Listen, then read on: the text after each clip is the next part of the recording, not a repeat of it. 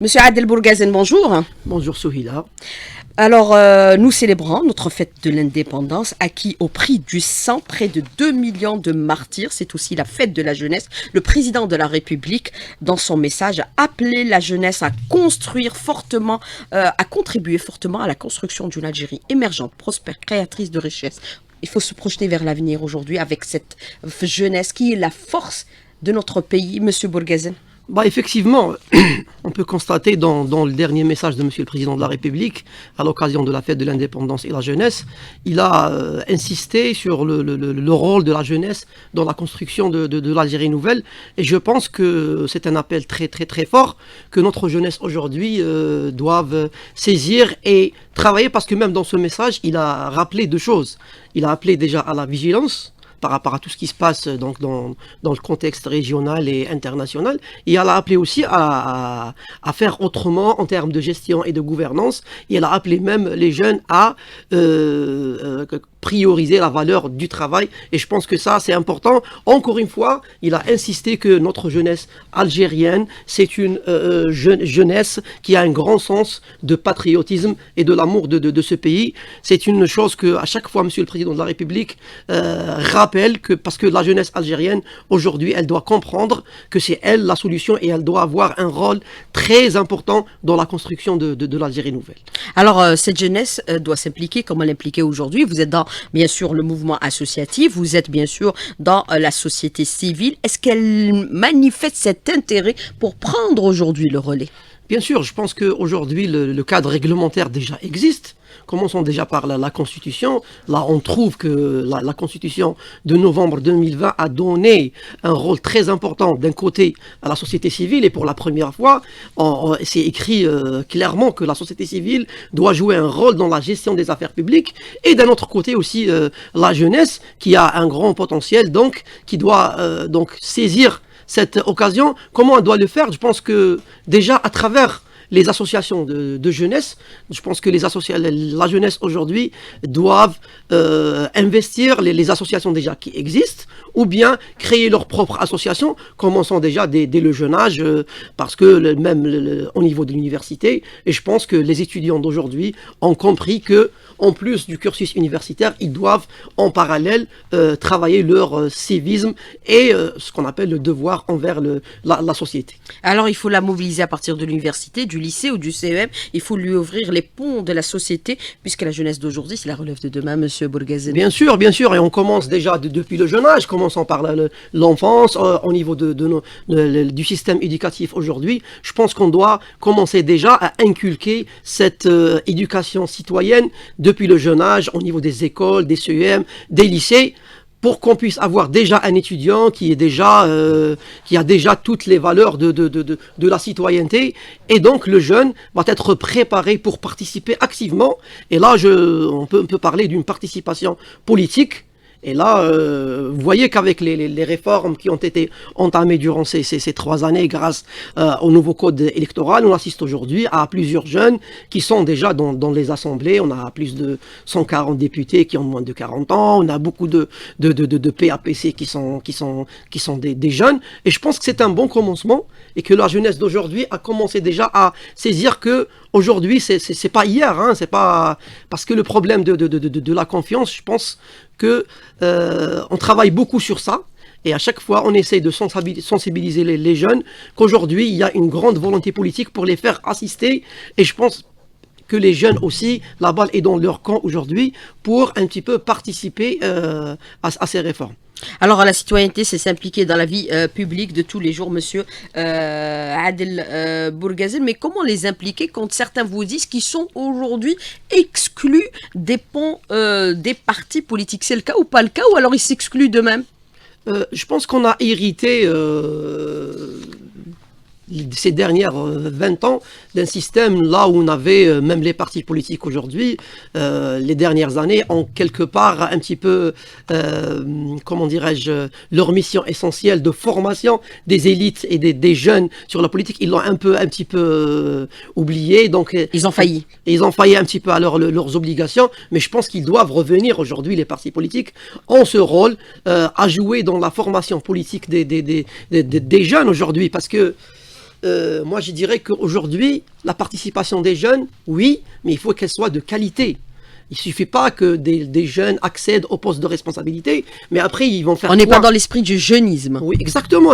Et aussi, il ne faut pas qu'on tombe dans le conflit de génération. Pour construire ce pays, on a besoin de tout le monde. On a besoin des jeunes, on a besoin des moins jeunes, parce que même l'expérience, elle a aussi son rôle à jouer. Et je pense qu'il faut qu'il y ait une complémentarité entre les générations. Les jeunes d'aujourd'hui, en termes de formation, et ça, permettez-moi de dire que les associations de jeunesse ont ce rôle aussi à jouer en termes de formation et de renforcement des capacités des jeunes. C'est très simple aujourd'hui. Vous avez des étudiants qui ont un parcours académique, qui ont des compétences théoriques dans leur spécialité, mais en parallèle, en termes d'engagement civique, en termes de compétences de vie, en termes donc ils n'ont pas ces capacités-là. Et je pense que les associations doivent jouer ce rôle pour un petit peu avoir un étudiant non seulement qui est brillant dans sa spécialité, mais aussi en parallèle un bon citoyen qui participe activement à la construction de sa commune. Et hier, on a parlé de ça. Le pays, ça se construit au niveau des communes et plus précisément au niveau de la cité. Parce qu'aujourd'hui, les comités de quartier, par exemple, ce qui n'est pas normal, c'est qu'on ne voit pas assez de jeunes qui sont engagés dans les comités de quartier. Et qu'on on veut ou pas, la citoyenneté commence au niveau des quartiers. Alors aujourd'hui, est-ce qu'il faudrait aussi parallèlement, vous avez parlé un peu du cadre législatif qui est existant, on a parlé de la Constitution, il y a eu bien sûr cet observatoire de la jeunesse qui a été mis en place par le président de la République, il pourrait jouer aussi un rôle prépondérant pour la mobilisation de cette jeunesse, mais est-ce qu'il faudrait aussi arrêter les normes de la jeunesse, parce qu'il y a une sorte de confusion, jusqu'à 40 ans on dit qu'il est jeune, alors que les normes universelles les limitent à un âge beaucoup plus jeune. Quelle est votre réponse justement par rapport à cette question? Oui, ce débat existe. Dépasser 26 ans, 30 ans, on est plus jeune. Ce débat existe même au niveau international. Vous savez qu'à l'ONU aujourd'hui, les jeunes, c'est de 15 à 25 ans. Hein. Au-delà de 25 ans, vous êtes plus jeune. Alors que vous êtes un adulte. Oui. Après, il y a des pays, là, on peut aller jusqu'à 35 ans. Et aussi en Algérie, on parle au niveau du ministère de la Jeunesse. Nous, jusqu'à 45 ans, il est jeune. Jusqu'à 40 ans, voilà. Et après, on dit toujours que 70% de la population sont des jeunes, alors que ça, c'est un peu faux. 70% de la population a moins de 40 ans. Mais on a le 1/3 de la population sont des enfants. Ils ont moins de 18 ans. Donc on a le 1/3 de la population qui sont des enfants, le 1/3 sont des jeunes, et le tiers restant, c'est la population qui a plus de 40 ans. J'insiste à le souligner parce que, par exemple, si on prend une politique publique, par exemple, en termes de start-up, d'entrepreneuriat, on ne peut pas viser un enfant qui vient de naître. Là, il faut déterminer les chiffres. Oui, exactement. Et ça, c'est important, ça me rappelle un point très important. Les politiques publiques, aujourd'hui, envers les jeunes, doivent être tracées d'une manière précise. Parce que vous avez parlé du Conseil supérieur de la jeunesse. Parmi les rôles du Conseil supérieur de la jeunesse, c'est de participer à la conception de ce qu'on appelle le plan national jeunesse. Et qui est normalement la mission de ministère de la Jeunesse et des Sports, mais le Conseil supérieur de la jeunesse, il est là pour participer à l'élaboration de ce plan, à suivre ce plan, et aussi à l'évaluation de ce plan.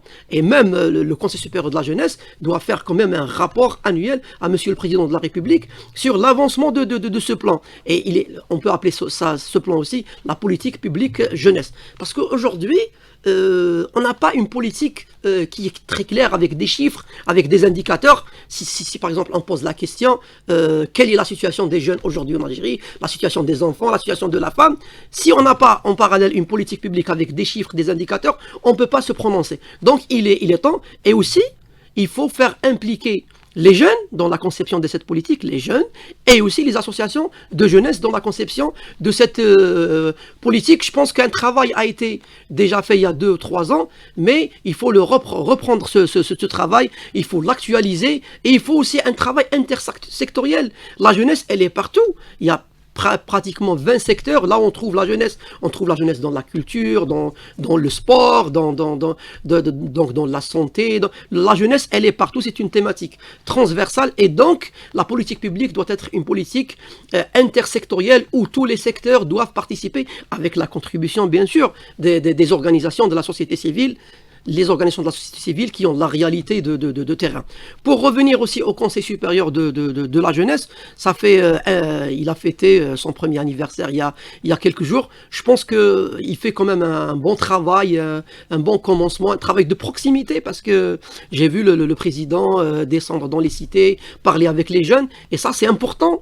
Parce que quand les jeunes ils voient des responsables parler avec eux avec franchise, franchise et dire les vérités, écouter leurs aspirations, ça c'est important et ça permet à rétablir cette confiance, parce que qu'on veut ou pas, on a besoin de cette confiance.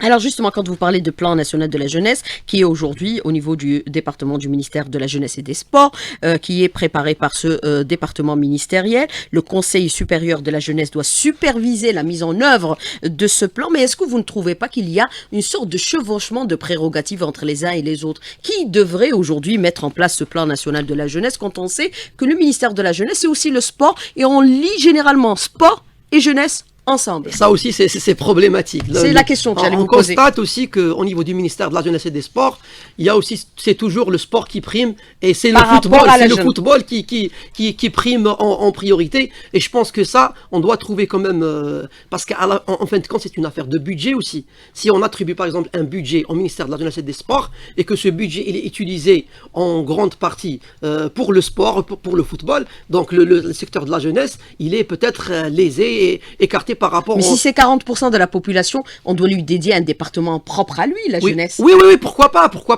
Même aujourd'hui, pour légitimer ce travail intersectoriel de ce département, il faut qu'il y ait quand même une structure qui est chargée de coordonner toutes les actions envers la jeunesse, parce que aujourd'hui, vous avez parlé du rôle du Conseil supérieur de la jeunesse.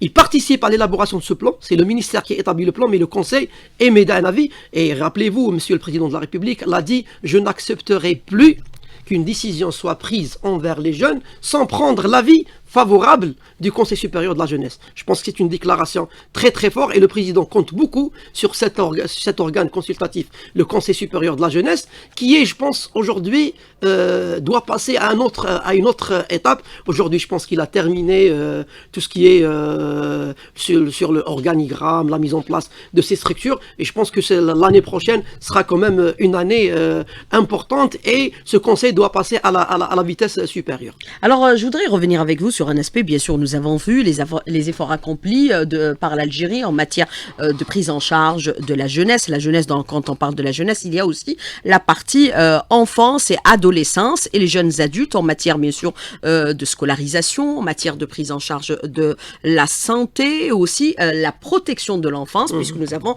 un certain nombre de dispositions qui protègent les enfants contre certains fléaux. Il faudrait les renforcer encore davantage quand on sait aujourd'hui qu'il y a cette menace de la drogue qui est en train de sévir en milieu de la jeunesse. Bien sûr, je pense que cette complémentarité entre ces deux secteurs, enfance et jeunesse, elle est vraiment capitale. On doit travailler, même si on a parlé de la citoyenneté et la protection, la lutte contre les fléaux sociaux, ça doit commencer depuis le jeune âge, parce que vous avez parlé des phénomènes des drogues, des psychotropes. Maintenant, on assiste à des enfants qui sont dans le CEM et qui malheureusement qui sont victimes de ce phénomène. Et je pense qu'on doit encore renforcer, et les organisations de la société civile, notamment celles qui travaillent sur la jeunesse et de l'enfance, ont un grand rôle à jouer.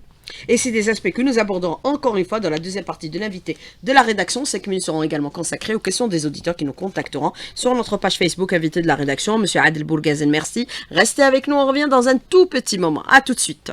Alors, Monsieur Adel Bourgazen, je voudrais revenir avec vous sur un aspect qui est très important actuellement. On a parlé bien sûr de cette législation existante actuellement par rapport à la Constitution. Il faut la mettre en accord avec les autres dispositions, comme par exemple la loi sur la commune et la loi sur les associations. C'est important également, Monsieur Adel Bourgazen, pour qu'il y ait une activité réelle et effective de la société civile. Effectivement, la Constitution de novembre 2020 a mis les grandes lignes, et donc par rapport à la participation de la société civile dans la gestion des affaires publiques. Elle a aussi donc instauré les deux structures, notamment l'Observatoire national de la société civile et le Conseil supérieur de la jeunesse. Maintenant, il faut aussi la révision de la loi électorale, qui a permis aussi à un certain nombre de jeunes d'accéder aux postes de responsabilité, Maintenant, il faut aussi réviser ces deux lois, donc la loi sur la commune et la loi sur la wilaya, et aussi la loi sur les associations. La loi sur la commune, oui, parce que la loi actuelle, on trouve 2 ou 3 articles qui parlent brièvement de faire participer donc les citoyens dans la gestion des affaires de la commune, mais je pense qu'il faut une réforme profonde par rapport à cette loi. Et là, on parle de la démocratie participative, donc cette démocratie participative doit être ancrée dans la loi sur la commune et être quand même, on exige aux responsables locaux de se concerter avec les jeunes, parce que la concertation, elle se passe au niveau local. Les jeunes au niveau de la commune doivent trouver leur place, surtout les affaires qui concernent directement les jeunes. Je vous donne un exemple très simple. On ne peut pas construire par exemple des stades de proximité sans se concerter avec les jeunes, avec les citoyens. Donc les jeunes doivent trouver leur place à travers des mécanismes. Aujourd'hui, on peut parler d'un conseil donc local, consultatif, qui est là pour éclairer l'Assemblée populaire communale, qui est élue, qui a la légitimité de décider. Donc, mais c'est cette concertation qui fait défaut au niveau des collectivités locales également, Monsieur Adel Bourgazen, pour dire les choses comme elles sont. On conçoit des politiques pour les jeunes sans associer les jeunes. Je pense qu'aujourd'hui, les responsables au niveau local, enfin, certains parmi eux ont saisi et ont compris, mais je pense qu'une bonne partie n'a pas encore saisi les messages, surtout de Monsieur le Président de la République, de faire impliquer les jeunes. Et moi, je dis que se concerter avec les jeunes, ce n'est que des positifs. Se concerter, par exemple, on se concerte avec des organisations de jeunesse, on prend leur avis. Si par exemple leur proposition, elle marche avec les rôles, ils seront très contents de faire appliquer ces décisions parce qu'ils étaient concertés en amont. Je pense que la concertation aujourd'hui, il y a un commencement au niveau de certaines communes, notamment celles qui ont été visées par le programme, je pense, initié par le ministère de l'Intérieur, le programme CAPDEL, mais il faut généraliser cet esprit, il faut ancrer ces espaces de concertation dans la loi de la commune pour qu'elle soit obligée, pour que les responsables locaux soient obligés de faire cette concertation. Mais justement, nous sommes en phase de révision de la loi sur la commune et les collectivités locales. Il faut aussi écouter la partie jeunesse avant la conception même des textes de loi. Monsieur Adel Bourgazen, puisque même le président de la République, il a donné des délais. La loi est en voie aujourd'hui de révision pour éviter bien sûr de faire des bis repetita, des répétitions avec la loi. Il faudrait aussi écouter la jeunesse par rapport à ses préoccupations. Il représente 70% de la société, mais c'est 40% de la société qui a moins de 40 ans. Bien sûr, je pense que la concertation doit être un état d'esprit et une culture qu'on doit inculquer durant les prochaines années, parce que nos jeunes, on doit les écouter. On doit les écouter, écouter leurs aspirations, leurs problèmes, et aussi écouter leurs propositions de solutions, parce qu'ils ont beaucoup de solutions. Regardez, aujourd'hui, on dit toujours qu'on doit passer par les TIC et par les nouvelles technologies. Qui maîtrisent ces technologies? Ce sont les jeunes. Donc il faut toujours conjuguer. Même les moins jeunes maîtrisent ces technologies. Oui, mais je pense que... Elles sont répondues.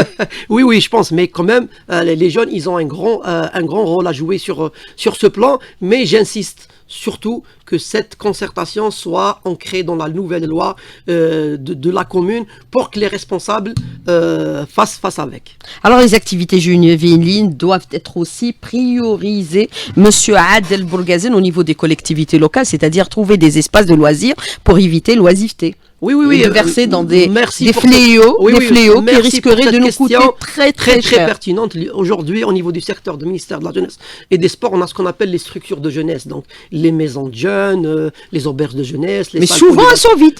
Oui, c'est ça le problème. C'est ça le problème. Je pense que le ministère a bien compris cette problématique, parce que il faut aller sur le terrain et voir que les jeunes ne vont pas au niveau des maisons. Enfin, au moins la majorité des jeunes pourquoi ? Parce que déjà, les maisons de jeunes, ils travaillaient comme une administration. Ils ouvrent leur porte à 9h, ils ferment à 4h, alors que le jeune, il est ou au travail, ou à l'université. Ou à l'école. Ou à l'école, il se libère. Et aussi, même ces maisons de jeunes, on trouve uniquement parfois que des enfants. Donc, cette relation, on doit rétablir et assainir cette relation entre le jeune et la maison de jeunes. Parce que la maison de jeunes, comme son nom l'indique, c'est la maison du jeune. Et même les activités qui sont développées au niveau de ces maisons de jeunes, on doit aussi s'ouvrir sur les nouveaux besoins de la jeunesse en termes de technologie. Trouver des maisons de jeunes là où on ne trouve pas de connexion Internet, c'est pas normal. On est en 2023, un jeune, si il est connecté dans son téléphone, il vient à la maison de jeune, s'il ne trouve pas de connexion, il va faire demi-tour. Donc même le système d'animation et de gestion des maisons de jeunes, je pense qu'on doit le réformer, doit le repenser, bien sûr, en écoutant les jeunes. Donc il y a un travail qui a été fait, mais je pense qu'il faut encore une fois le renforcer. Il faut former des éducateurs au profit de la jeunesse impérativement pour animer justement ces espaces qui sont souvent désertés, où on ne trouve que quelques activités pour les petits, notamment le dessin ou pour les filles un peu de la couture. Et ça, je pense que c'est problématique. Il y a même des instituts qui dépendent du ministère de la Jeunesse et des Sports qui doivent aussi actualiser leur programme de formation parce que les éducateurs sont formés au niveau de 4 instituts du ministère de la Jeunesse et des Sports. Ils doivent revoir un petit peu les programmes pour faire sortir aussi des éducateurs qui ont cette possibilité de s'adapter avec les besoins de la jeunesse. Aujourd'hui, c'est très simple. Il faut proposer des activités à la carte et chaque territoire, il a ses spécificités. On doit concevoir des programmes et même la façon de gérer ces maisons de jeunes doit être adaptée aux besoins de la jeunesse au niveau local. Alors on sait que dans son plan d'action, le président de la République sur 2020 et 2024, il a instruit le gouvernement à faire la promotion de la jeunesse, à élaborer en tant que politique publique et unifier une politique cohérente dédiée à la jeunesse à la faveur d'une approche multisectorielle prenant en charge ses préoccupations et ses attentes. Quand on parle de la multisectorialité, qu'est-ce qu'il faudrait s'ouvrir à tous les secteurs sans exclusion aucune, puisque si on parle bien sûr de l'action participative, elle est déjà au niveau des collectivités locales, donc ça concerne bien sûr le ministère de l'Intérieur et des collectivités locales. Si on parle de connexion et de start-up, ça concerne bien sûr le ministère de les start-up et également celui des TIC, la santé, l'éducation nationale, l'université, la solidarité également. Il y a des jeunes qui sont en situation de handicap. Le commerce aussi pour faciliter les activités qui pourraient être créées également par la jeunesse dans le cadre commercial. Je pense qu'aujourd'hui, il y a un travail qui est fait. Mais malheureusement, c'est la coordination qui manque. Et je pense que le ministère de la Jeunesse et des Sports doit jouer ce rôle ou bien l'entité qui est en charge peut-être dans le futur de la jeunesse doit un petit peu prendre et coordonner toutes ces actions pour que il y aura plus de résultats et on peut comptabiliser, on peut parler de réalisation par rapport à des objectifs qui sont tracés. Parce que j'ai parlé tout à l'heure des jeunes qui sont en situation de handicap, des jeunes qui habitent dans des zones enclavées, dans des wilayas donc, qui sont éloignés et si on parle aujourd'hui de l'égalité des chances, on doit toucher tous les jeunes de tout le territoire national. L'Algérie est un continent et on doit quand même penser à tous les jeunes de l'Algérie d'aujourd'hui. Il y a un plan national jeunesse qui a été fait, je pense qu'il y a 2-3 ans, mais aujourd'hui, où est-ce qu'on est, est-ce que on peut parler d'un point de situation, voilà. Donc aujourd'hui, on doit encore une fois rappeler que la coordination en termes de jeunesse est très très importante. Alors il y a un moment, on parlait éventuellement de la mise en place d'une charte du jeune volontaire. Est-ce que ça devrait être réactivé aujourd'hui pour inculquer cette notion de la citoyenneté? Exactement. Les jeunes, vous avez qu'à voir durant le mois de Ramadan, les jeunes étaient très engagés. Même dans ces situations de catastrophe, ils sont les premiers, voilà. Et ici ailleurs, hein, on voit des images de jeunes Algériens volontaires qui sauvent certains étrangers de situations parfois très dramatiques, des noyades. Ça prouve encore une fois que la bonne volonté de la part des jeunes, elle existe. Les jeunes Algériens aiment leur pays. Par contre, il faut les garder aussi dans le pays. Oui, il faut les garder. Il ne faut pas les pousser au départ. Il faut des mécanismes. Il faut des mécanismes réels. Et même le temps, il est important. Arrêtons, par exemple, de dire voilà ce qu'on a fait, voilà ce qu'on a fait.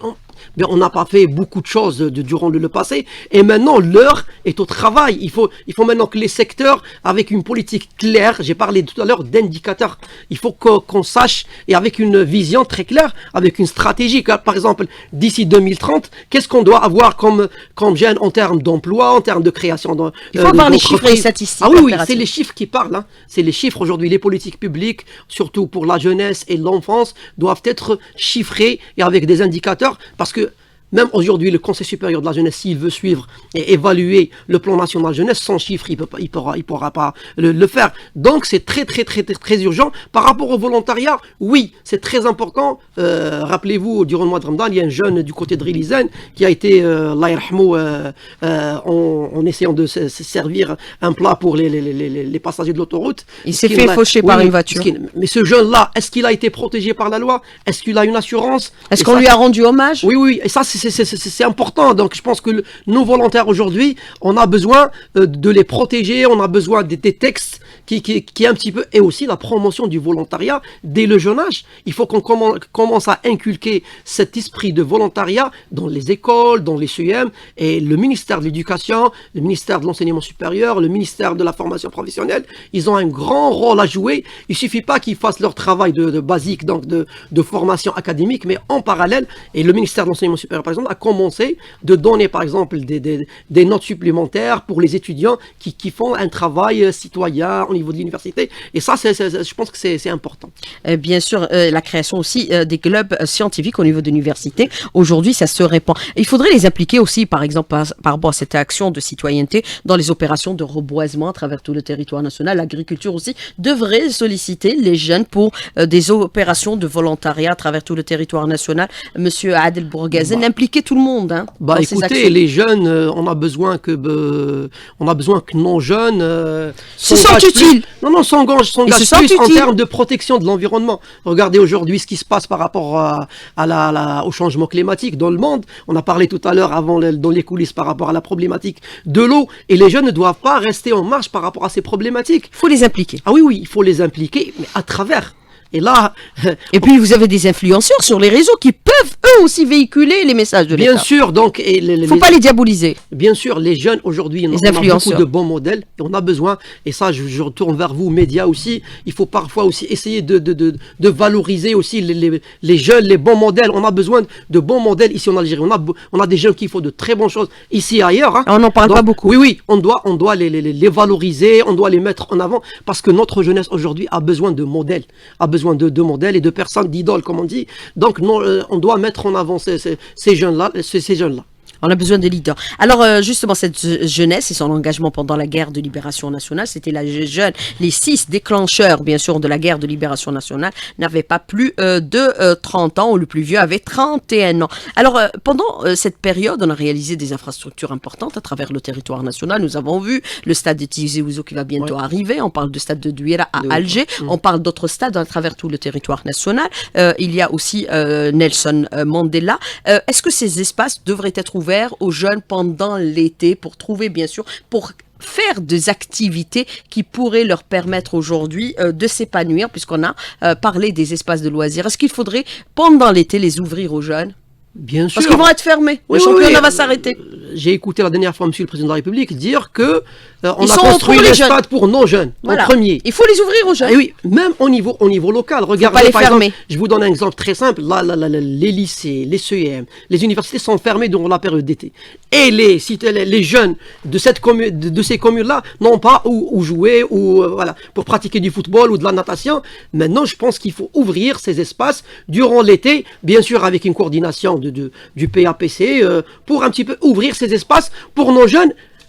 Vous n'allez qu'à voir, par exemple, si on parle des piscines, par exemple. On n'a pas assez de piscines pour nos jeunes, et on a des piscines dans les cités universitaires qui sont fermées dans la période d'été. Ça, c'est pas normal. Donc, monsieur le PAPC, peut-être qu'on doit lui donner cette prérogative de faire bénéficier ces espaces durant l'été pour nos jeunes. C'est la raison pour laquelle certains recourent, bien sûr, à la nage dans des barrages au détriment de leur vie. Alors, je voudrais revenir aussi avec vous sur un aspect très important, c'est qu'aujourd'hui, cette jeunesse doit aussi activement participer à la construction du pays via, bien sûr, la création de start-up, la micro-entreprise. La jeunesse qui entreprend, c'est une force de changement également, puisque nous sommes dans un contexte de changement et de rupture avec les pratiques antérieures et changement de gouvernance. Bien sûr, je pense que la volonté politique, elle est là. Beaucoup de réformes ont été entamées sur ce plan. Il y a des fonds aussi de financement. Oui, mais notamment la loi sur l'auto-entrepreneur. Mais nos jeunes aussi ont commencé à comprendre que la fonction publique ne peut pas prendre tout le monde. Et donc, l'entrepreneuriat,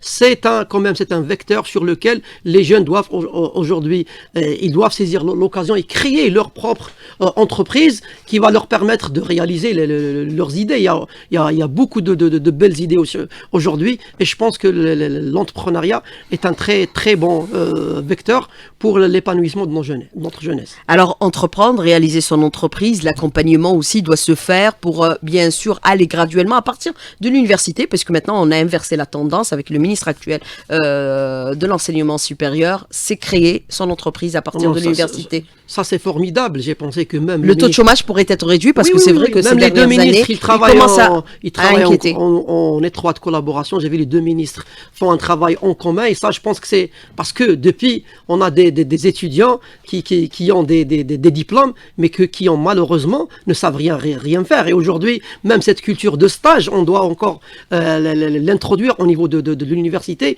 Et l'étudiant doit sortir de l'université non seulement avec son diplôme, mais aussi avec une idée de création d'entreprise. Et il faut aussi de l'accompagnement, il est très très important, parce que ce qu'il faut savoir, c'est que la volonté politique, elle est là, les textes sont là, mais l'application sur les terrains, surtout dans les zones éloignées, elle fait défaut.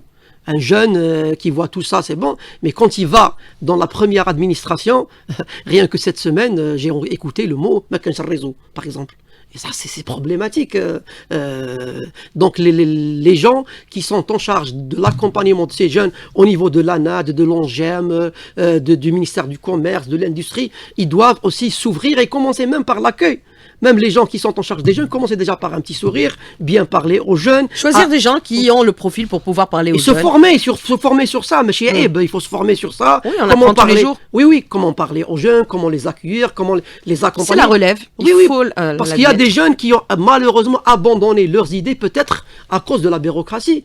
Il y a de la résistance au changement pour laisser, bien sûr, cette relève émerger, monsieur oui, la résistance. Adel Bourgazet, parce que souvent, il y a ce conflit, même si on n'aime pas l'aborder, générationnel, entre les anciens et les jeunes qui arrivent. Je pense que cette résistance, on doit la retravailler on doit l'abolir au niveau de c'est des cycles de vie, hein, c'est la vie. Oui, mais la résistance au changement, elle existe et on doit faire avec, mais de l'autre côté, le temps, c'est de l'argent et on doit, mais du côté des jeunes, il faut dénoncer.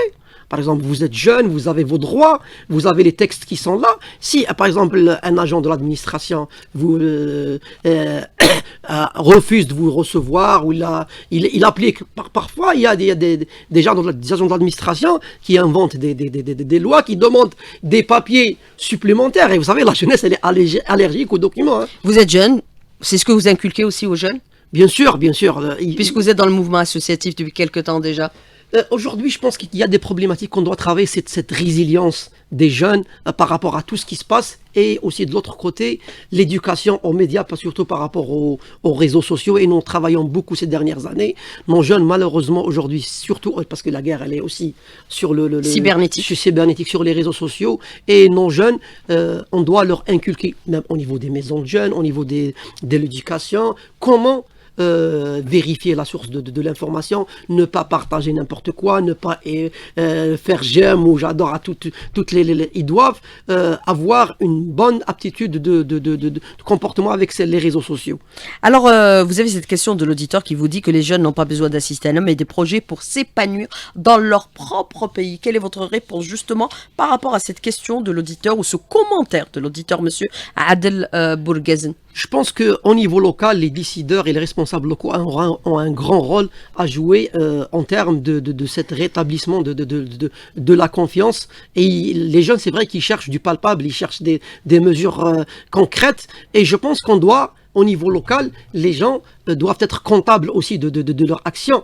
Moi, les décideurs au niveau local, les PAPC, doivent rendre compte, par exemple, à la fin du mandat, qu'est-ce que vous avez fait pour les jeunes, parce que les jeunes aussi, il faut rendre des comptes parce que vous avez ce commentaire de l'auditeur qui dit « Cela fait presque 20 ans ou même plus qu'on entend ce discours et rien n'avance et rien ne se fait. » Ce discours, non, je dis qu'aujourd'hui la volonté politique, elle est là, elle est affichée et même le président de la République, il le répète à chaque fois et je pense qu'il est très attaché, il est convaincu que la jeunesse c'est la solution. Maintenant, il faut que je pense que les décideurs au niveau local doivent saisir ce discours politique et cette volonté politique et travailler avec parce que effectivement les jeunes on doit toujours les conjuguer avec et c'est eux la solution. Alors c'est bien de parler de tout ça, mais la priorité aujourd'hui de l'État et de pouvoir public, c'est de sauver cette jeunesse du phénomène de la toxicomanie. Mais quand on parle de la toxicomanie, on fait souvent référence à la jeunesse. Il n'y a pas que les jeunes aussi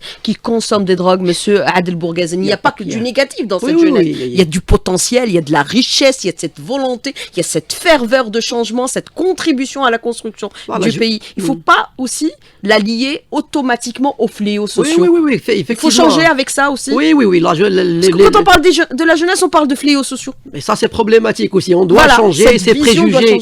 Ces préjugés doivent disparaître maintenant. Et j'ai dit que nous, organisations de la société civile, l'université, les médias, on doit faire de telle sorte à aussi valoriser les bons modèles des jeunes. Et aussi, de l'autre côté, les jeunes eux-mêmes doivent participer à travers ce qu'on appelle l'éducation par les pairs, les bons jeunes. Mais quand on est jeune, on fait tous des bêtises. Oui, exactement. Et c'est ça le principe de la jeunesse. Ah ben oui, on fait des bêtises, c'est normal, mais après il faut se corriger et on apprend à travers aussi nos erreurs. Hein. Exactement. Et même aujourd'hui, cette culture de citoyenneté, les jeunes aussi, même les citoyens d'une manière générale, doivent dénoncer, doivent participer. On ne peut pas régler tout par les services de sécurité. Le citoyen aussi a un rôle à jouer pour aider, pour dénoncer ces fléaux. Alors, une question que je voudrais vous poser également, monsieur Adel Bourgazen, qui revient souvent et qu'on déplore malheureusement. Est-ce que c'est vrai ou pas vrai? Est-ce que c'est des accusations, comme on le disait maintenant? On lit juste tout souvent la jeunesse a des fléaux sociaux.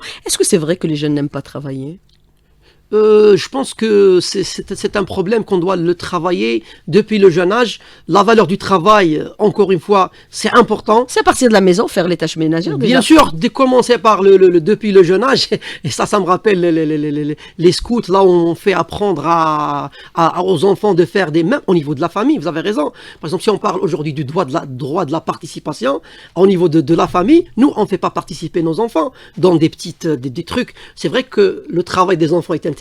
Mais c'est pas... on parle des tâches. Hein, oui, des tâches. On commence à éduquer nos enfants à ne pas être assistés.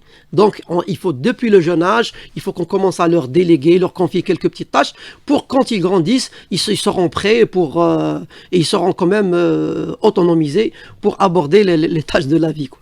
Alors, on a vu certains métiers qui ont disparu, qui permettent aussi l'accompagnement de cette jeunesse en cas de difficulté, comme par exemple les assistantes sociales. Il faudrait les réhabiliter impérativement, monsieur Adel Bourgazen. Oui, je pense, aujourd'hui au niveau du secteur de la jeunesse et des sports, au niveau des maisons de jeunes, il y a ce qu'on appelle les assistantes sociales, mais je pense qu'ils ont besoin de formation et ça c'est important. On a dit tout à l'heure, de le début de l'émission, que notre jeunesse a besoin d'être écoutez. C'est le travail des sociologues qui doivent mettre en place aujourd'hui. Oui. On doit réactiver le travail des sociologues sur la société, sur cette jeunesse, sur ses besoins. Je pense que la spécialité de la sociologie a été lentement délaissée au niveau de notre pays. On doit la revaloriser parce qu'il y a des phénomènes pour lesquels on doit faire des études sociologiques pour un petit peu trouver le problème, pour trouver la bonne solution.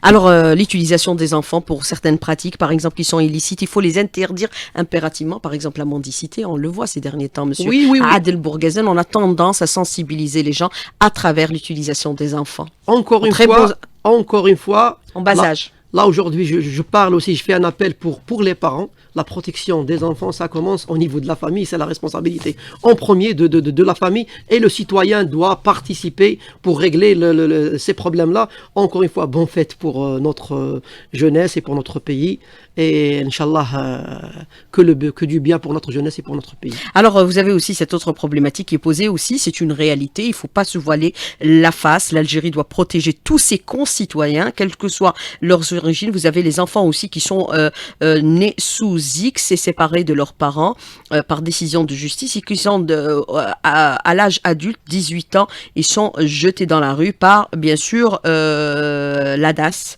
Parce qu'ils ont atteint l'âge adulte. Je rejoins parfaitement l'auditeur. Ce point doit être réglé déjà par la révision des lois et des textes qui régissent cette problématique et aussi la réforme de la gestion aussi ils sont pas responsables des orphelinats aujourd'hui qui prennent en charge ces enfants-là parce que je pense qu'il y a un grand travail qui doit être fait sur ce plan. et il faut vraiment regarder de très près cet aspect-là. Monsieur Adel Bourgazen, merci d'avoir répondu à nos questions, d'avoir été en direct avec nous ce matin dans le studio. Merci beaucoup, bon courage pour le travail que vous faites et je rappelle aux auditeurs que vous êtes venus de CETI pour participer déjà avec nous hier dans le débat et aujourd'hui dans l'invité de la rédaction. Merci beaucoup, bon courage pour le travail que vous faites et bon week-end à tous les auditeurs. À dimanche.